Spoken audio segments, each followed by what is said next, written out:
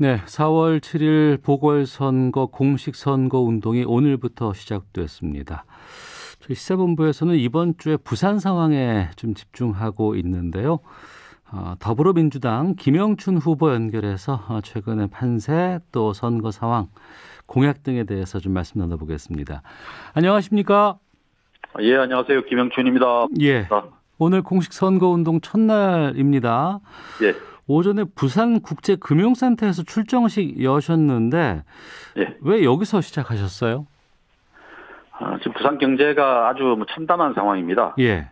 그래서 위기 도시 이 부산을 다시 살리는 그런 경제 비전을 금융센터 앞에서 하고 싶었습니다. 네. 역시 부산을 금융 중심지로는 지정해놨는데 네.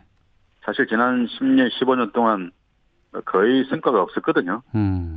그래서 제가 디지털 자산 거래소나 또 부산 지역 인터넷 뱅크 설립 등을 통해서 부산 지역을 홍콩의 금융 기능들 일부를 이전해오는 네. 그런 큰 프로젝트를 추진해서 부산 경제를 살려보겠다. 그런 각오를 말씀드렸습니다. 네. 지금 부산 민심은 어떻게 보고 계세요? 제가 1월 초에 선거운동 시작할 때 많이 기울어진 상태에서 출발했습니다. 예. 기울어진 무대였는데요. 지금은 여전히 이 선거를 정치 선거로 보는 분들이 많이 계십니다만은 이번 보궐선거가 부산 경제를 살릴 수 있는 거의 마지막 기회다. 네네.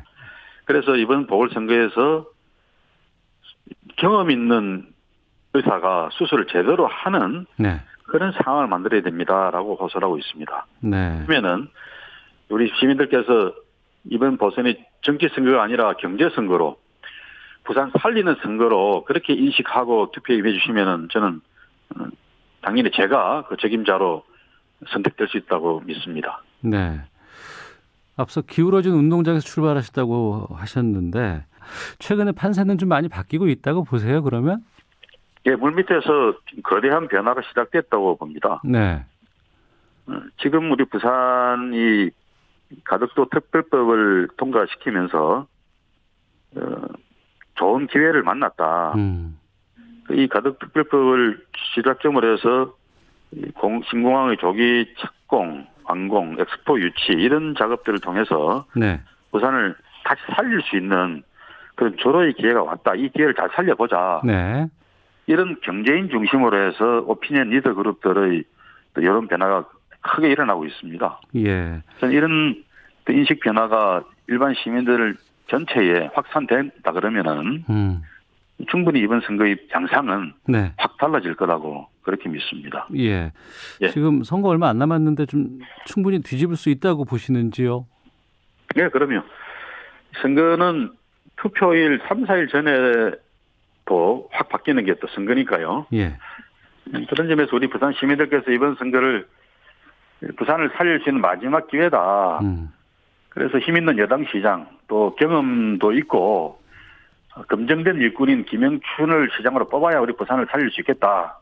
그렇게 판단해 주시면은 충분히 역전승할 수 있는 네. 입니다. 네. 한 석 달 전인 지난 크리스마스 이브 때 저희와 인터뷰를 해 주셨어요. 그땐 출마 전이었는데 예. 당시 진단을 하신 내용을 보니까 매년 부산에서 2만 명 이상 인구가 빠져나가고 그중 절반이 청년층이다. 네. 좋은 일자리가 없어서 자꾸 떠나간다라고 얘기해 주셨는데 일자리 문제는 그러면 어떻게 극복하시겠습니까? 이제 거의 부산은 엑소더스의 도시다 이렇게 제가 규정을 하는데요. 그래서 제가 YC노믹스라고 제 이름을 따서 명명을 해봤습니다. 부산 경제 부활을 위한 YC노믹스를 제시를 했는데요. 네. 우선 큰 틀에서는 가덕도 신공항의 조기 착공과 완공 그리고 2030년 엑스포 유치 이 유치는 2023년에 이루어집니다. 네. 내후년이죠. 내후년에 반드시 세계 엑스포 유치를 성공시키고 이 두 개의 큰 날개를 바탕으로 지금도 그건 너무 멀리 있는 이야기니까 당장은 어떻게 할 거냐 이런 말씀인데요. 당장은 부산 북한 재개발 지역과 원도심 지역을 경제 자유구역으로 지정을 하려고 합니다. 네. 모델은 인천 송도와 영종도 청라 신도시가 모델입니다. 지금 인천 경제구역이 부산 경제구역의 3배거든요. 네. 그래서 부산의 원도심 일부와 북한 재개발 지역을 경제구역으로 지정을 해서 여기에 홍콩에서 이탈하는 그런 금융 글로벌 기업들 또 다른 어떤 글로벌 기업들 유치를 적극적으로 할 생각입니다. 또 우리 부산 지역의 기존 기업체들의 경쟁력을 높이는 그런 적극적인 프로그램을 통해서 부산에 좋은 일자리를 많이 만들어내는 그런 작업들을 우선 착수하고자 합니다. 네. 이것들이 이제 아까 말씀한 갈룩 신공항이나 세계 엑스포 유치와 맞물리게 되면은 엄청난 시너지 효과가 생길 거라고 믿습니다. 네. 경제 부분 집중해서 말씀해 주시는데 경제 외에도 좀 이번 선거에서 내놓은 공약 같은 것들을 소개해 주신다면은요? 주로 이제 1호 공약부터 시작해서 경제에 대해 집중을 했고요. 네. 두 번째는 역시 코로나19가 심각한 상황이니까 코로나19에 대한 방역 조치 그리고 코로나19 때문에 고통받는 소상공인이나 또 이 자영업자분들에 대한 긴급 구제 조치 이런 공약들을 발표했습니다. 네. 또 경제와 맞물려서 있는 문제지만 부산 교육도 아주 심각한 위기 상황이거든요. 교육이요? 예. 예. 부산 지역에 24개 대학이 있는데 이번에 이 수시 또 정시에서 정원을 못 채운 학교들이 많이 있습니다. 예. 그야말로 뭐 교육 초토화의 시작이다 이렇게들 위기감을 갖고 있는데 여기에 대해서도 부산시장이 교육에 관여할 수 있는 권한은 별로 없습니다만은 그러나 부산으로서는 이 교육의 몰락은 곧 경제나 사회 전체의 몰락과 연결되는 문제니까 네. 시장으로서 자신을 할 수 없어서 교육 발전 기금을 1조 만들어서 부산 교육을 다시 살려보겠다 이런 생각도 제시를 하고 있습니다. 네. 앞서 정치 선거를 경제 선거로 바꿔보겠다라고 말씀하셨고 상대 후보인 국민의힘 박형준 후보와 관련해 여러 지금 의혹들도 좀 제기하고 있는 상황으로 알고 있습니다. 네. 저희가 인터뷰를 얼마 전에 박형준 후보와 했었어요. 그래서 의혹 같은 것들 좀 물어보니까 특히 LCT 관련해서는 뭐 불법, 비리, 특혜 이런 건 전혀 없었다. 나는 1가구 1주택이다 이렇게 말씀하셨거든요. 여기에 대해서 어떤 입장이십니까? 근데 우리 부산 시민들이 그 해명을 잘 안 믿죠. 우선은 2015년도 10월 28일 날 같은 날에 그 댁의 아드님 따님이 동시에 네. 황금뷰 아파트를 나란히 위아래 채를 매입을 합니다. 네. 이런 기막힌 우연의 일치가 됐겠습니까? 네. 거기부터 시작해서 저희들은 이제 이게 원래 이영복 씨 쪽에서 확보한 물량 일부를 넘겨받은 거 아니냐라는 의혹 제기를 하고 있는 건데요. 본인은 아니라고 그러고 이 문제는 결국은 특검 수사나 제대로 된 수사를 통해서 규명되어야 될 문제라고 봅니다. 네. 수사를 통해서 해결해야 된다. 민주당에서 특검 제안을 했고요. 예. 국민의힘 부산시당 위원장도 동의를 했어요. 그렇다면 특검으로 가는 게 마땅한 수순이라고 보는 거죠. 네. 지난 화요일 그제였습니다. 박형준 후보에게 부동산 자료 20년치 다 공개하자 이렇게 제안을 하셨고 네.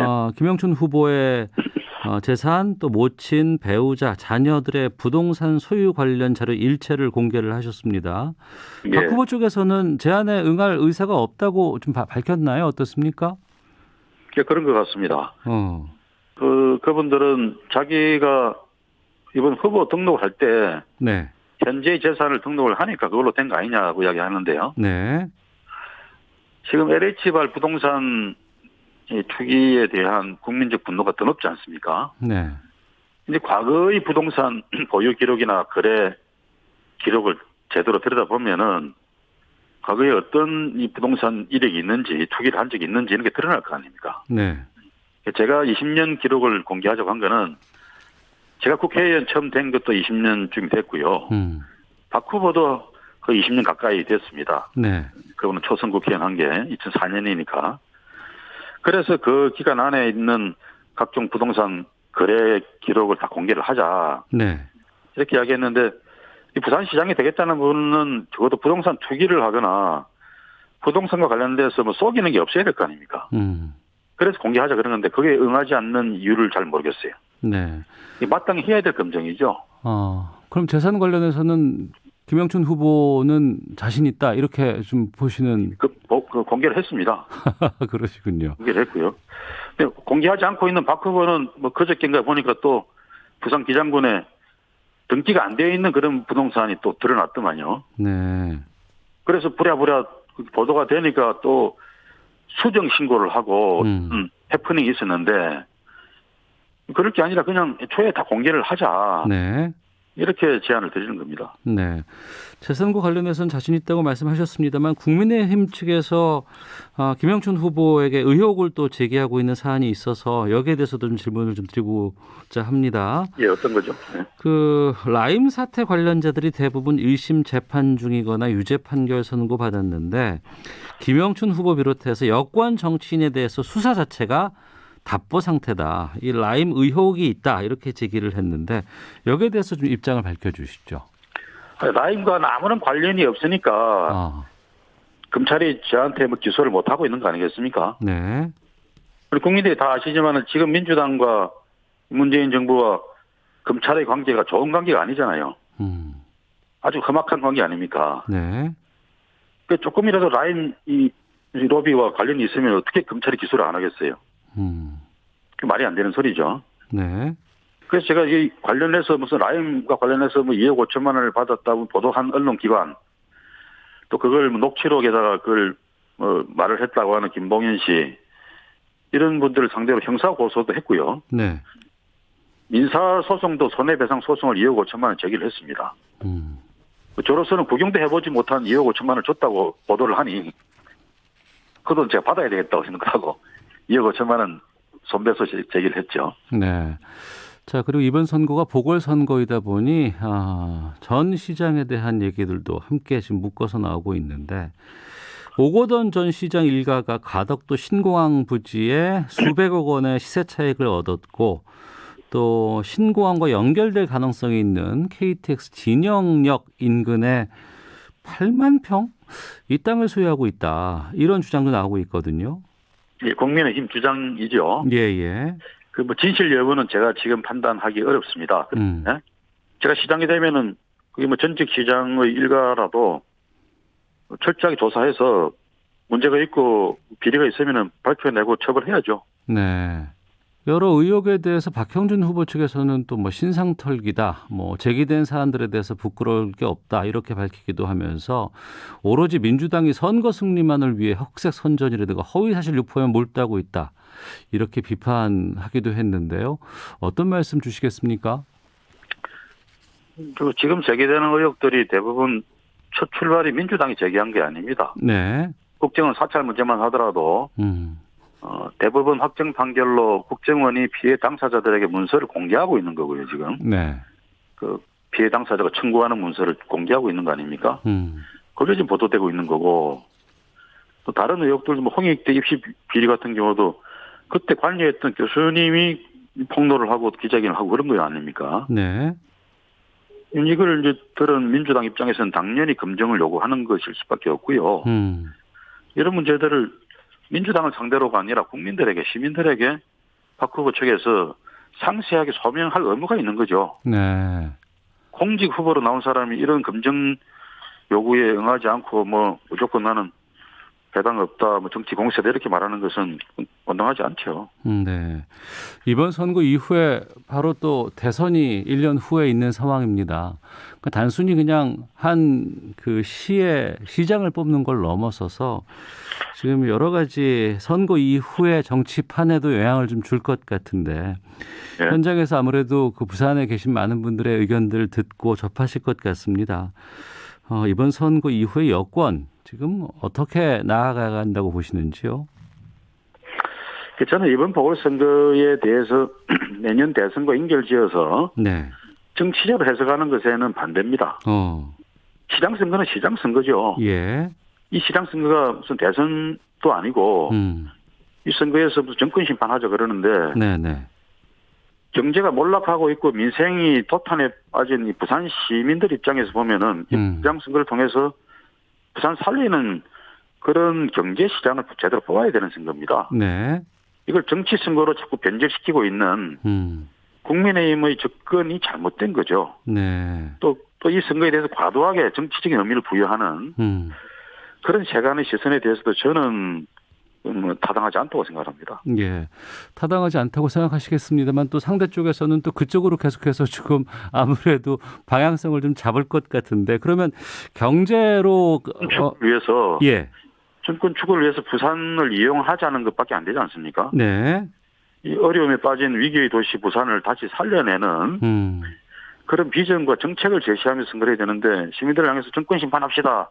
그래서 야당 시장 뽑아주십시오라고 말하는 그거는 옳은 자세가 아니죠. 네. 자, 공식 선거운동 첫날입니다. 이제 앞으로 많은 부산 시민들 만나실 것 같고 부산 시민과 청취자분들께 하고 싶은 말 끝으로 좀 해주시죠. 예, 저는 우리 부산을 동북아시아의 싱가포르로 만드는 그런 꿈을 제시했습니다. 부산이 서울에 이어서 2등 도시, 2위 도시라 그러는데 이제 조금 더 있으면 이대로 가다가는 3등 도시 그 이하로 떨어질 수 있는 상황입니다. 근데 우리 부산은 충분히 싱가포르가 될 수 있는 그런 전략적 요충지고 좋은 입지 조건을 갖고 있습니다. 문제는 지도자입니다. 네. 비전 있고 경험 있는 또 성과를 내본 그런 지도자가 시장을 맡았을 때 우리 부산 다시 살릴 수 있습니다. 저 김영춘이 감히 그런 검증된 일꾼이라고 저는 생각하고 시민들 앞에 나섰습니다. 함께 싱가포르의 꾸면서 서울과도 경쟁할 수 있는 도시로 부산을 만들어 갔으면 좋겠습니다. 예, 알겠습니다. 부탁드리겠습니다. 예, 알겠습니다. 오늘 말씀 고맙습니다. 예, 감사합니다. 네, 더불어민주당 김영춘 부산시장 후보와 함께했습니다. 자, 이어서 교통 상황 살펴보고요. 돌아오도록 하겠습니다. 헤드라인 뉴스도 함께 듣죠. 먼저 교통정보센터 이승미 리포터입니다.